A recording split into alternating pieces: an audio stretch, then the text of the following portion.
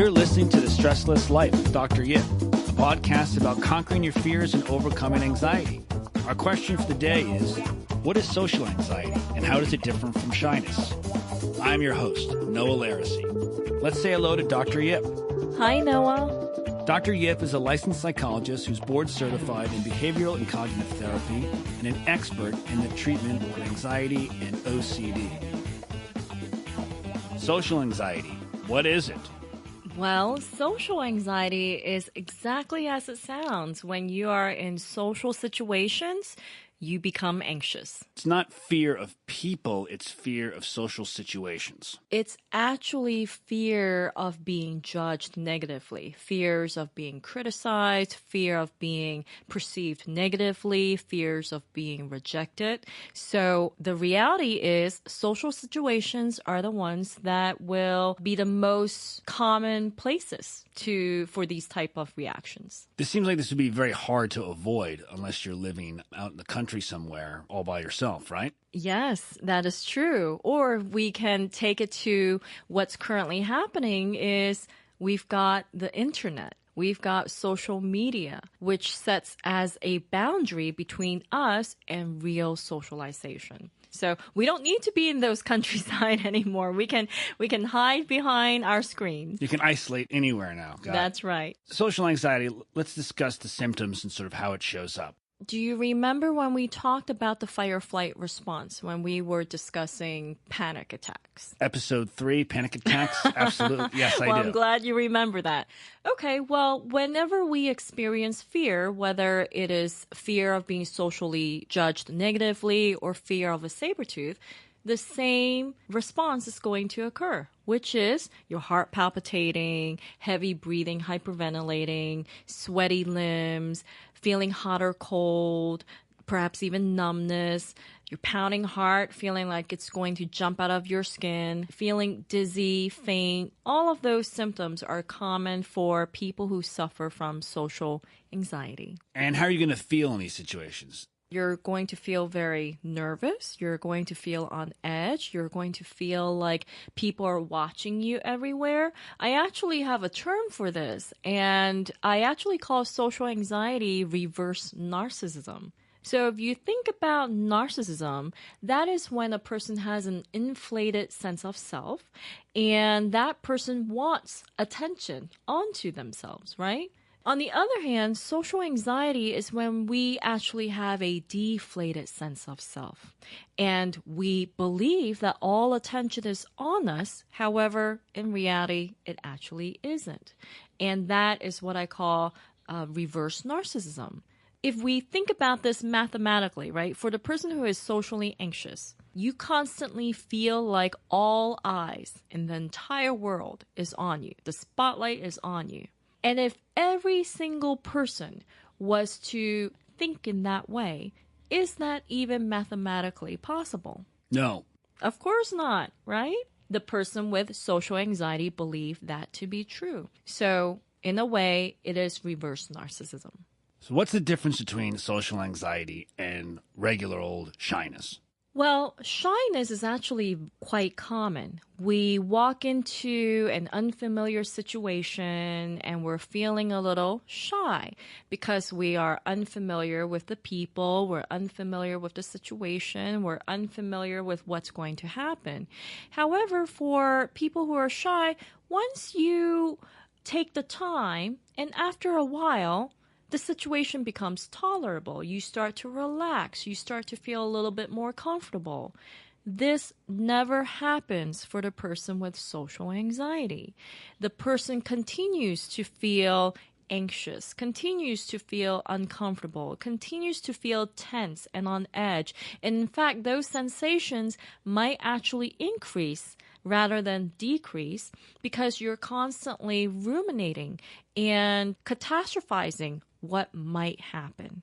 A rejection. Someone might reject me. Someone might dislike me. Someone might criticize me. How do I look? Are people going to perceive me negatively? Those thoughts are constantly ruminating in your mind, and for the person with social anxiety, that actually triggers more of the fight or flight alarm. So people just have shyness. They would habituate eventually to that feeling, but people with social anxiety do not. Yes, people who have shyness, it just becomes tolerable. You habituate to this situation.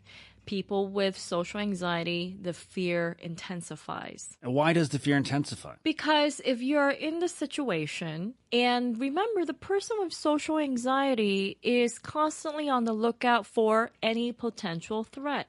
So that person is going to be scanning the environment for people who might be looking at him or her funny, might be talking about him or her, might be perceiving that person negatively, and therefore they're going to find evidence. Not that they're actual evidence, though you do know that if we are looking for something and we look hard enough, we will find it, whether it's actually there or not. For the person with social anxiety, they're looking for rejection. And even if a person looks away from the person with social anxiety, that might be perceived as, oh, that person just looked away from me, probably because he saw something negative about me and couldn't stand to look at me any further and looked away, so there must be something hideous with me. Now, is this any type of person that they're afraid of, or is it only specific people? It's like people they know, or people in authority, or people who have some sort of power over them. It could be either or. So it could be with unfamiliar people. So for example, if I have to stand up and give a lecture in front of 100 people, they're all unfamiliar people. However, I can still feel the same. Let's say if I'm with a group of friends and I want to make sure that I'm being accepted. So I'm going to do things to please people in order to be accepted and not be rejected. So it can happen in either scenarios. Someone with social anxiety, would they then have experienced rejection at some point? There's nothing that says, well, you have to have experienced a social rejection in order to have social anxiety. Because the reality is, many of us have experienced social rejections, right? Not everybody loves who I am. There are some people who really adore me, and then there are some people who can't tolerate me, right? It doesn't mean now I'm going to be hypervigilant and be scanning my environment for all possible rejections, which is what a person with social anxiety would do. So again, it's about your genetic makeup. It's about your resiliency. It's about your temperament. It's about the environment. It's about what you learned as you were growing up. And most importantly, it's about your sense of self. Who are you? And how have you developed to appreciate or not about yourself?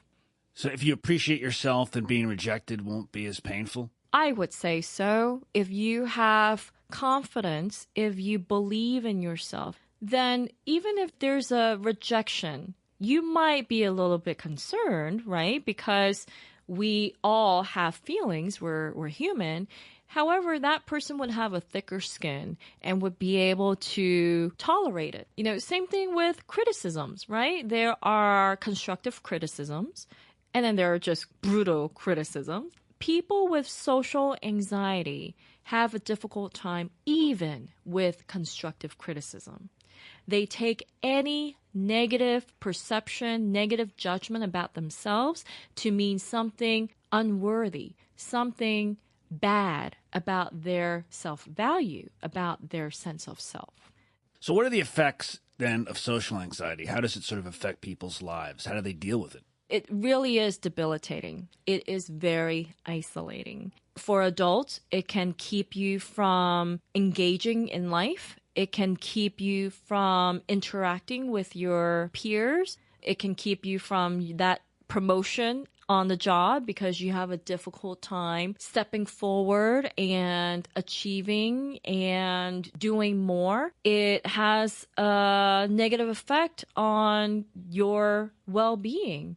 For children, it can interfere with them going to school, with them having friends, with them interacting in any kind of hobbies. So having social anxiety is very isolating because there are people everywhere, right? So you can't really avoid people unless you lock yourself up in your own home. So you're saying that people isolate to avoid that feeling of being rejected. That's right. And the problem with that is that when you isolate yourself, you're not giving yourself the opportunity to prove yourself wrong. All you're doing is proving yourself right that, oh, yes, I should stay behind the curtains because other people aren't going to like me. In other words, if you went outside once in a while, you might find someone that didn't reject you, which would give you evidence against the fact that everyone is rejecting you. If you actually stepped out of your house, yes. So how do we get people then to step out of their house when they're used to not wanting to engage with the world? So what we do at the Renewed Freedom Center is we work with the person through their thoughts. For example, your thought is, I believe people perceive me negatively. And if I am to go out and make a fool of myself, then people will think negatively of me. So then what we'll do is we identify how accurate that thought is. Now then on the other side, we work with patients behaviorally. And what that means is we're actually going to go out and test that theory out. So let's go out and expose ourselves to doing things that might be rejected and seeing if anyone actually cared to look. And more times than not, people find out that society in general, especially today with our tech in our hands all the time, no one is really looking up. People are constantly looking down on their phones. They are more concerned about themselves than anyone else. And if you went out there and started doing cartwheels in the middle of the street, nobody would care. They might look at you and go, oh, that's interesting. And they turn right back into themselves and especially their devices. Let's give some examples of experiments that we do here at the Renewed Freedom Center with patients for social anxiety in terms of going out and exposing them to rejection. Well, it really depends on what it is for the person, right? So the most important thing is to find out from that person what bothers them.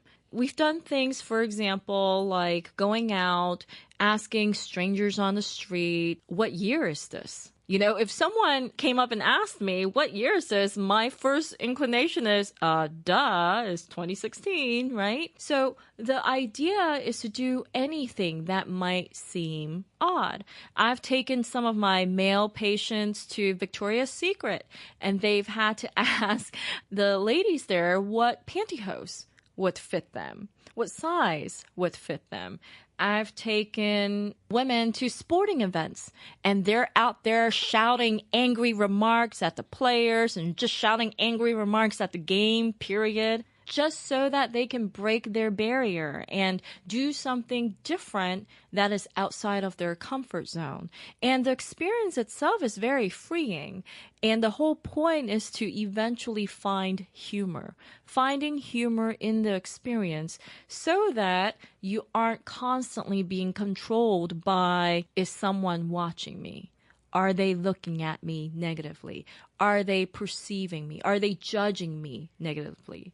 Are they rejecting me? So you're intentionally going out seeking to be rejected. Yes, intentionally. Oh, no. And, you know, you'd be surprised at how disappointed that I get when I go out there because the person doesn't get rejected. So you're saying it doesn't happen nearly as much, it's not nearly as bad as people think it's going to be. Not at all. You know, you might get a look or two. And that's normal, right? If something is outrageous, of course we're going to look. The problem is the person with social anxiety then takes it a step further and starts to believe, well, that person is going to remember me doing this negatively, doing this odd behavior, and now I've just been rejected, even though this was a stranger. You know, I remember taking one of my patients out, and I recall this quite fondly. We were giving hugs to anyone. And how wonderful is that for us to be more loving and friendly with strangers, right? So we were going out, giving out free hugs. And I think maybe of like the 40 or 50 people that we hugged, maybe one person said, oh, no, thank you. However, that person then said, I'm not feeling so well, I'm sick, so I don't want to, contaminate you. So that makes sense, right? To go back to your reverse narcissism remark, it sounds like people with social anxiety think people actually care, when in reality, most people are just focused on themselves. So Yes. it's a mistake to think that they're focused on you. Absolutely. Yes. So people think that everyone cares about you. Everyone cares about what you do, how you look, what you say, how you behave. And again, I don't know why the spotlight is on you. And I've told some of my patients, you must think you're a celebrity. The reality is that nobody really is looking that much outward. Most people are focused so much more on themselves. And again, we've got our digital devices that are interfering with social connections. So let's talk about this. So you brought this up a couple of times. Yes. So you're saying that the phones and other digital devices that we have are sort of enabling social anxiety? Yes. It's awful. I mean, we depend on technology, which is great, right? We use technology, which is great. However, when we depend on it in order to avoid something else, such as true face-to-face socialization, that doesn't become a benefit. So you can have your phone, you can go through life looking at it, playing with it, whatever, and as a result, you never actually have to deal with other people or have any of these experiences that could possibly break you out of your mold, or break you out of your social anxiety. Yes, that is true. And what I encourage people to do is practice unplugging from your device on a daily basis. You have no idea how irritating it is, for me especially, when I'm at the dinner table and I see people on their phones. It's just mind-boggling when people are texting each other when you're right next to each other. You know, it's like, why not just talk to each other? And the more we talk, the more you practice, the less social anxiety you're going to have. You become habituated, just like any fear. You confront it, you face it, you interact with it, you befriend it, you embrace it, and over time, you habituate to it and it becomes tolerable, which is the freeing aspect. So phones and social media, which purport to sort of connect us to one another, are actually isolating from us and enable us to sort of hide. I think it does connect us with one another. So, for example, I have friends on my social media from high school, from elementary school, and I wouldn't have been able to connect with them without social media. The thing is, I'm not reliant on social media to interact with people. I can call people up, I can make appointments with them, I can have lunch with them, I can have coffee with them. So the important aspect is, okay, yes, keep the social media. Don't rely on it for social connections, though. How common is social anxiety? You know, the latest statistics show that as many as over 20 million Americans suffer from social anxiety. And that is a very high number. And that is just the number for adults. In children and adolescents, we know that 1 in 4 adolescents suffer from an anxiety disorder, and some of them probably have social anxiety. And you know what? I also want to point out that a lot of people think people with social anxiety are like the nerds or the geeks or people who aren't very sociable, and that is absolutely not true. I have worked with some of the most popular kids in school, some of the most well-known adults in society, and they are actually quite socially competent. Again, the problem here isn't about socialization. The problem here is that the person fears being judged negatively, being rejected, being criticized. That is the main problem, not that they have social problems. How then would one know if one has social anxiety as opposed to shyness? What would be the actual sort of real signs, the real difference between them? The biggest sign is checking your thoughts.